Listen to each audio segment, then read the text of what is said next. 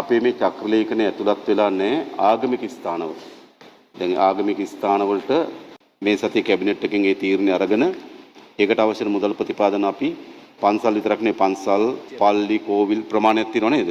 අපිට ඔක්කොම 28ක් තියෙනවනේ. ඒ 28ට අවශ්‍ය මුදල් ප්‍රතිපාදන අපි ලබා දෙන්නම් සංස්කෘතික කටයුතු අමාත්‍යාංශයට. ඒකට ඒ හරහා ඕලන්ට මුදල් ලබා බෙදන්න ඒවි නේද? ඒ 25000ක් දෙන්න නේ. හරි. 25000 දීමනවත් අපි මේ පන්සල් වලටත් අනිකුත් ආගමික මධ්‍යස්ථාන වල දෙන්න කටයුතු කරමු. ඉක්මනින්ම අපි ඒකේ චක්‍රලේඛනය වන්න. දැනට ඉන්නවා අවතන් කඳුරුල කණ්ඩායම් දෙකක්. එකක් ඉන්නවා නිවස අහිමි වීම නිසා ඉන්නවා. තව කණ්ඩායමක් ඉන්නවා නිවස හිමි නමුත් යන්නේක සුදුසු නැද්ද කියලා. ඒකට රිපෝට් එක ආපුවම තමයි ඒගොල්ලන්ට යන්න පුළුවන්කම තියෙන්නේ නේද? වර්ග දෙකක් අපිට ඉන්නවා දෙන්නේ. එතන ගැටලුවක් තියෙනවා. දැන් අපිට මේ වෙනකොට පූර්ණ හානි වෙලා නැහැ නිවස. නමුත් MBRO කියනවා අධි අවදානම් ඉවත් විය යුතුයි කියන එක. අන්න එතනදී ඒගොල්ලෝ මොකද්ද කියන්නේ? මිනිස්සු කියන්නේ අපිටත් අර ගාන ඕනි යන්න ඕන කියලා. අපිට එතෙන්ට යවන්න වර්ග දෙකක්නේ. වර්ග දෙකක්නේ. අපි අර ලක්ෂ 50 තීරණය කරන්නේ නිවසක් ඉතුරු වුණාමයි නිවසක් මුළුමනින්ම විනාශ වුණාමයි හානි වීමේ ප්‍රමාණය වෙනස්. ඉතුරු නම් සමහර භාණ්ඩ අරම ඉතුරු වෙනවා. හැබැයි මුළුමනින්ම හානි වුණා. ඒ සියල්ල නැතුව යනවා. ඒක තමයි අපි ලක්ෂ 50 දෙන්නේ. ඒකට තවත් කණ්ඩායමක් අපිට ඉන්නවා. ගෙදර හානි වෙලා නැහැ. නමුත් ඒගොල්ලන්ටත් ඒ ප්‍රදේශ වලට යන්න බැරි. ඒතර ඒගොල්ලන්ට අපි වෙනම පැකේජ් එකක් හදන්න ඕනේ දත්ත ප්‍රමාණය බලලා. මොකක්ද ඒගොල්ලන්ට දෙන විසඳුම කියලා. නේද? අපි දැනට මේක යෝජනා කරන්න ගේ අහිමිවීම කියන එකේ තියෙන ප්‍රශ්න ගොඩක්. ගේ අහිමිවීම. ගේ ඇතුලේ තියෙන දීපලවල తত্ত্বය. එයාට නැවත මනස සූදානම් කරගෙන එයාගේ ජීවිතේ පටන් ගන්න. ඒ නිවසක් අහිමි වුණාම අර නිවසේ ප්‍රමාණයෙන් නිවසේ බඩු භාණ්ඩ වලින්ම එයාට තියෙන හානිය මනින්න බෑ. ඒක හානි වීම නිවස නැතිවීම විසින් එයාට කරන හානියක් තියෙනවා. ඒතර ඒව තක්සීරු වෙන්නේ නැහැ මුදල් ලෙස. ඒතර මේ ලක්ෂ 50 අපි යෝජනා කරන්නේ ඔක්කොමත් එක්ක. හැබැයි නිවසක් තියෙනවා යන්න සුදුසු නැහැ කියන එක නිවස හානි වුණු ගණයට වැටෙන්නේ නැහැ. ඒක අපි අර කලින් ආපු පැකේජ් එකක් තියෙනවා සුදුසු නැත්නම් වල පදිංචි කරන්න. අන්න ඒක තව ටිකක් වැඩි කරලා දෙන්න ඒක බලන්න. පූර්ණ වශයෙන් නිවස හානි වුණු අයට විතරයි මේ ලක්ෂ 50 දීමනාව හිමිවන්නේ. ඒ ඇයි ඒගොල්ලන්ගේ නිවස මුළුමනින්ම නැතිවීම, ගුඩුව භාණ්ඩ ඔක්කොම නැතිවීම මත තමයි මේ ලක්ෂ 50 තීරණය කරන්නේ. එඳ ඒක අහිමි වුණා අය. එතකොට ඒගොල්ලන්ට දැනට අවතන් කඳවුරේ ඉන්නත් බැරි නම් ඊට පස්සේ ඒගොල්ලන්ට නිවසකට යන්න නිවසකුත් නැත්නම් ඒගොල්ලන්ට අපි රුපියල් 25000ක මාසික කුලියක් දෙනවා. ඒගොල්ලන්ට ගිහලා ගෙවල් කුලියක් අරන් ඉන්න. මේ මාසික කුලියට දෙන අයට අපි ජනවාරි පෙබරවාරි වලට 50000 ගානේ මාසික දීමනාවක් දෙනවා. දැන් මෙතන 50000 දීමනාව ඒගොල්ලන්ට ලැබෙන්නේ නැහැ නේ නැති නිසා. එහෙම නම් ඒගොල්ලෝ යන දවසේ කවද්ද එදා ඉඳන් ඒගොල්ලන්ට මාසික රුපියල් 50000ක දීමනාවක් දෙමු ජීවත් වෙන්න. ඔකනේ අපිට තියෙන්නේ. ඕක තමයි අපි දැන්ට යෝජනා කරලා තියෙන පැකේජ් එක. පුළුවන් තරම් අපි රජයේ ඉඩමකට මේගොල්ලෝ පදිංචි කරමු. රජයේ ඉඩම් නැත්තම් අපි කිව්වා ලක්ෂ 50 දක්වා උපරිමයකට. 50ම නෙවෙයි 50 දක්වා උපරිමයකට අපිට ඉඩමක් මිලදී ගන්න කරන ප්‍රතිපාදන ලබා දෙමු ප්‍රදේශය අනුව. ප්‍රදේශ සාමාන්‍යයෙන් තියෙනවනේ මාකට් වැලියු එකක් තියෙනව නේද? ඒ වටිනාකමට අනුව අපි ඒගොල්ලන්ට ඉඩමක් මිලදී ගන්න මුදලක් ලබා දෙමු.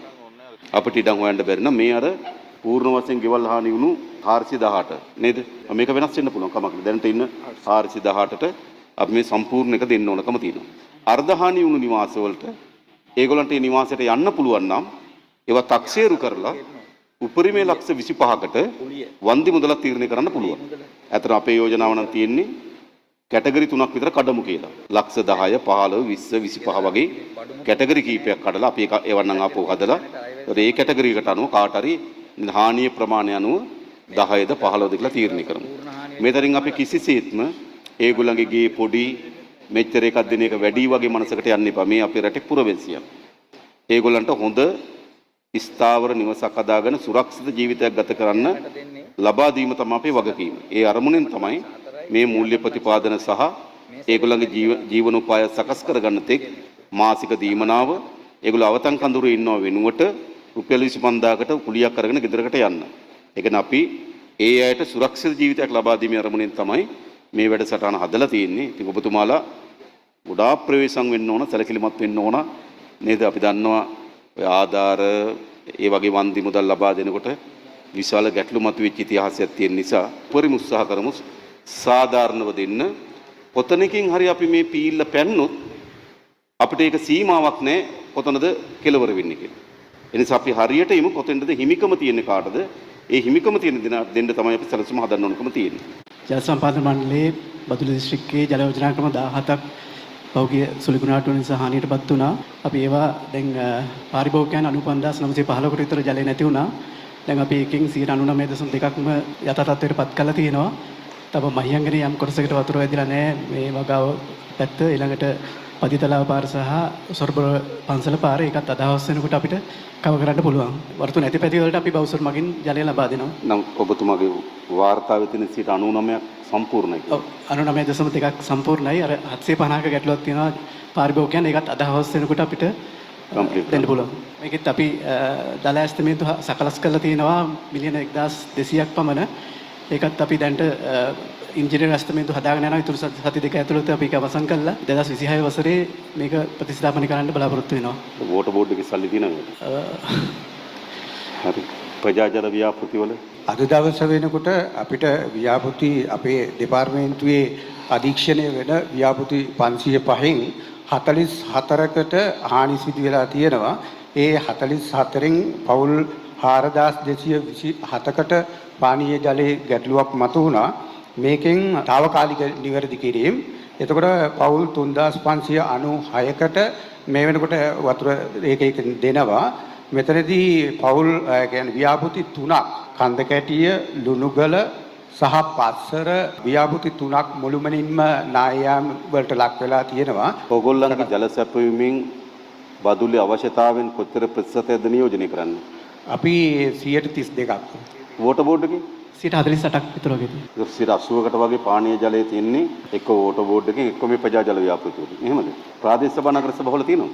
ඒවත් තත්ත්වය කොහොමද? ජල ව්‍යාපෘති 102ක් තියෙනවා ජනාධිපතිතුමා. එයින් 73ක් මේකෙන් හානියට ලක් වුණා.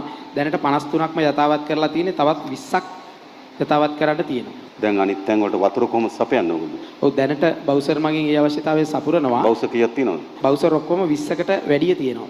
අවශ්‍ය ප්‍රමාණවත් ජල සැපයීම ඔයගොල්ලෝ කරනවද බවුසර් අර? ප්‍රමාණවත් තියෙනවා. ලිං වලින් සපුරාගත්තු අය ලිං විශාල ප්‍රමාණයක් දැන් ස්වේච්ඡා බලකායක් එකතු වෙලා දැන් ලිං ඉහළ තියෙනවා.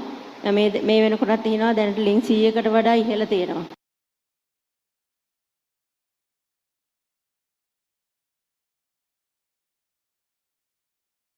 ආපදාව හේතුවෙන් අපේ අතරින් වෙන්වුණු අපේ ඥාතිවරුන් සිහිපත් කිරීම සඳහා විනාඩියක නිශ්ශබ්දතාවය රකිමු.